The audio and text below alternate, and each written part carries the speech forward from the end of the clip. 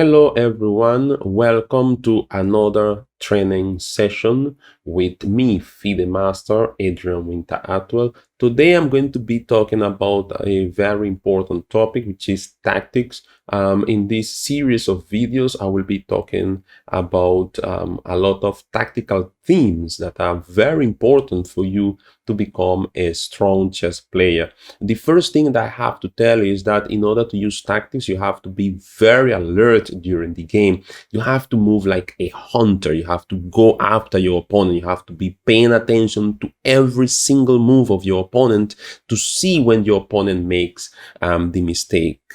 Being very alert during a chess game is extremely important for you to claim being a tactical player. Okay, tactics are used to exploit opponent's mistakes. Anytime your opponent makes a mistake, if you manage to see the mistake, if you manage to spot it, then you could exploit it using tactics. And this is the whole concept of playing a very tactical game, looking for mistakes in your opponent's camp.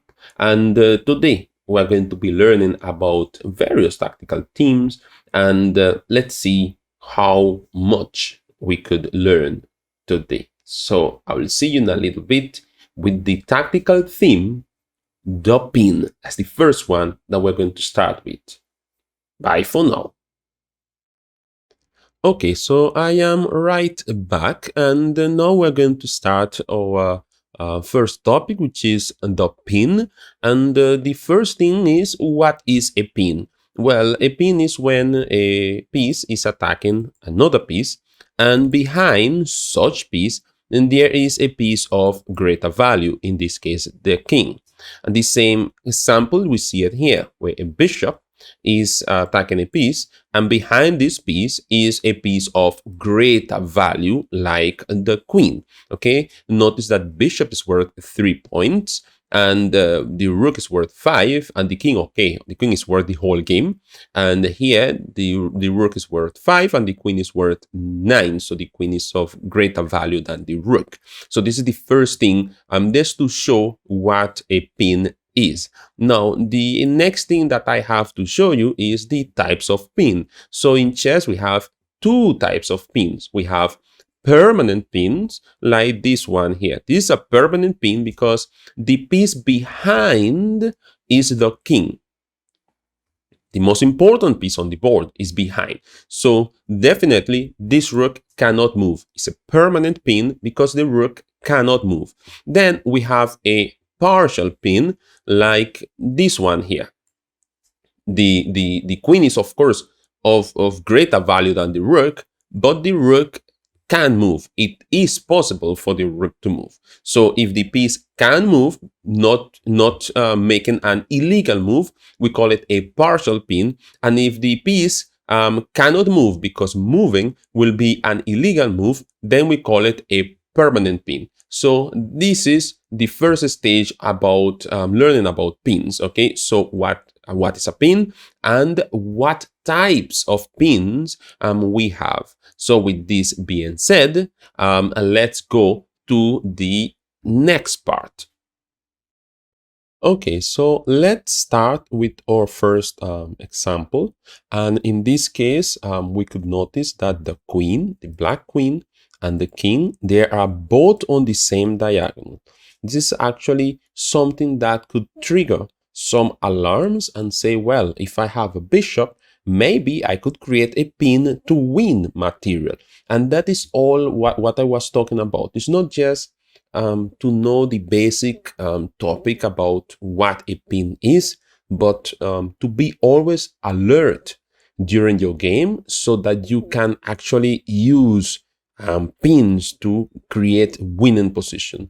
In this case, white plays bishop to c5 and create what we call a permanent pin. The queen is pinned to the king so that the queen cannot move by any means. And with this in mind, now black has to resign. Okay, now in this position, let's say queen takes bishop, queen takes queen, and we get a clearly winning position. Now, let me just go back because maybe some advanced players may be seeing this and they may say something like, Master, what if black plays bishop to a7, creating also a pin on this bishop?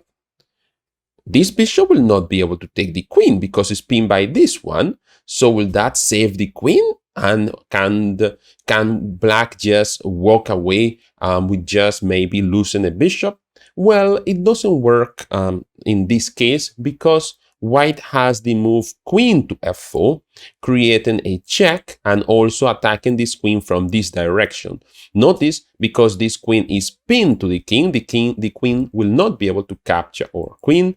This king could move here to try to protect the queen, but this is not going to help. Now, queen takes, king moves, and we could also take this bishop as well, and this is clear advantage for the white pieces. So I will see you just now for another, okay? So let me just bring another example for you.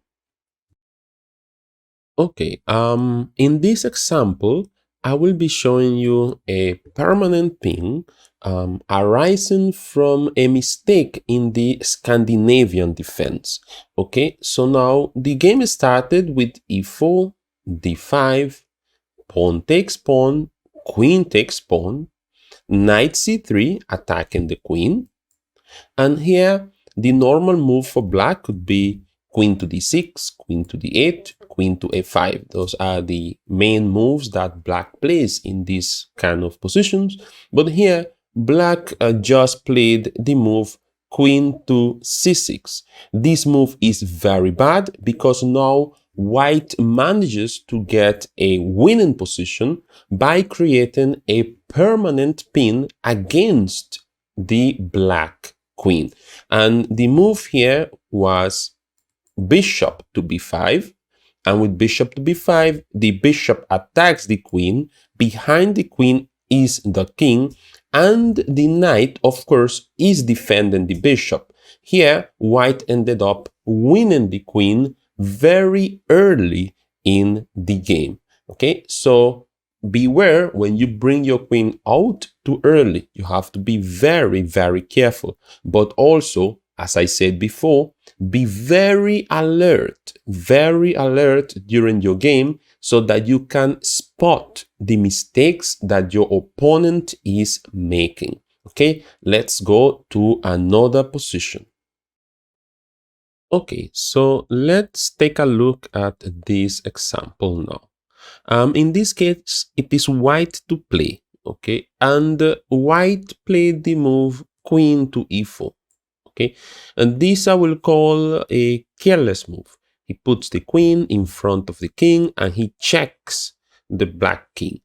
Some people, when they reach positions like this, they like to check the king, and because they are checking the king, sometimes they get careless. You have to be very careful when you are checking your opponent's king, especially with your queen on an open board like this. Now, black plays the move rook to e7, blocks the check, and pins the white queen to the king.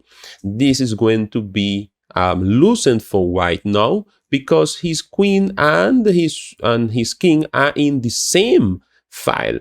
So both of them on the same file, this is not going to be working. And now queen takes rook, but now king takes queen, and black has a winning endgame. If you do not know how to win this endgame, you can always check my video on king and rook versus king alone, and that will help you to win this kind of endgame. Okay, so let me just bring another example for you. Okay, with this position, we're going to take it up, okay, to the next level. Let's go up a little bit to a next level.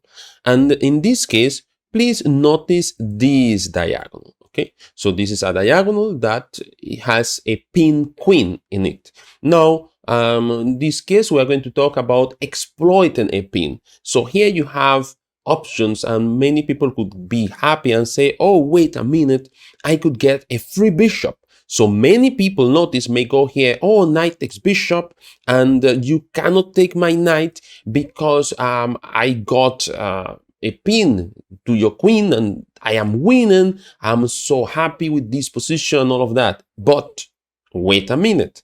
When you see a good move, look for a better one, especially if you have time on your clock. So in this case now, Black says, wait a minute. This is a free bishop, okay, correct. But perhaps I have something bigger that I can achieve. And yes, it is something way bigger, is the king, the whole game. And the move here is knight to e2. And with knight to e2, this is checkmate.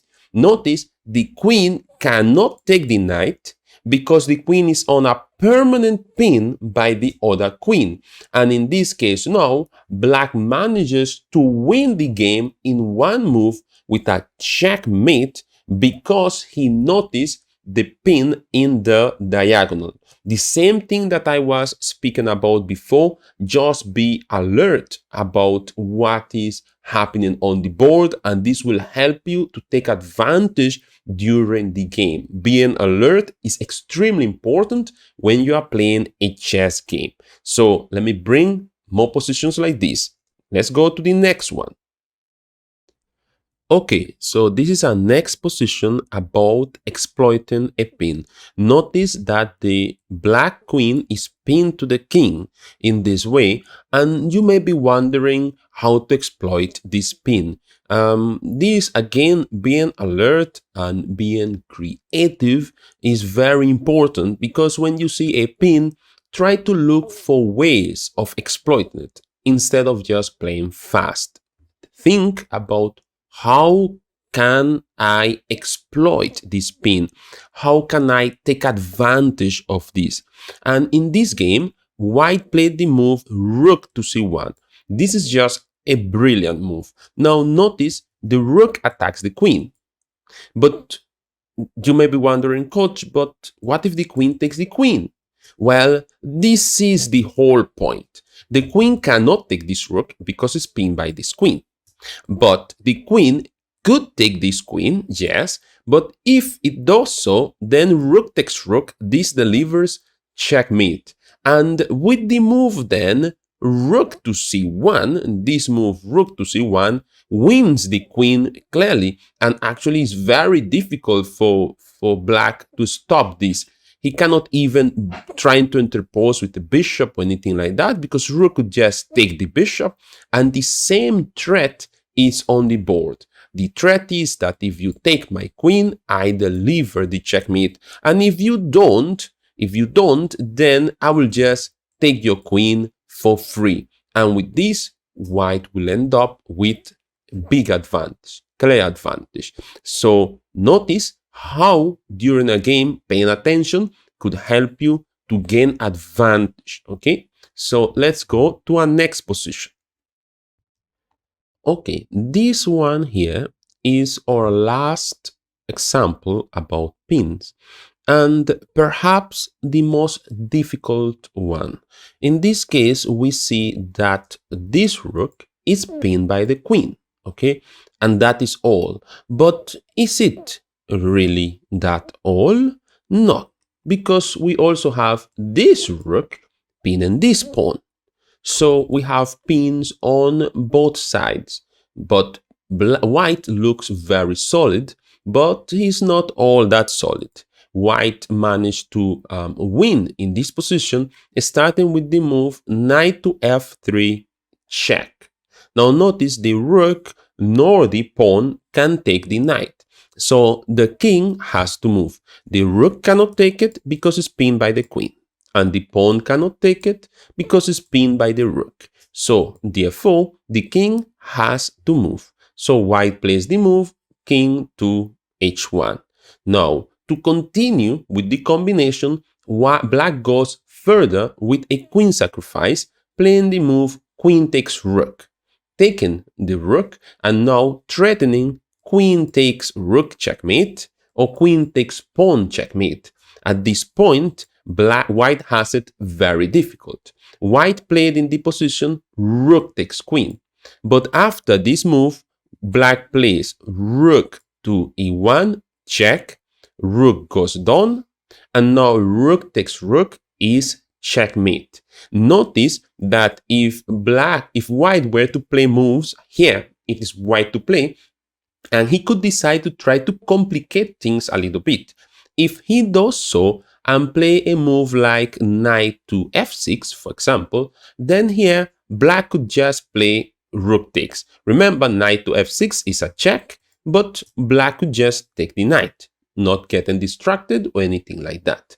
And also, if white were to play the move knight to e7, here black could also play rook takes knight. After move like queen check, we can always just play king forward, and white doesn't have any good checks after that. The whole point is that if the rook takes our queen, we deliver the checkmate with rook to e8, to e1, sorry, check, rook blocks, and we take the rook with a checkmate. Well, this is all for today, and I will be seeing you for other tactical themes. Okay, so bye for now.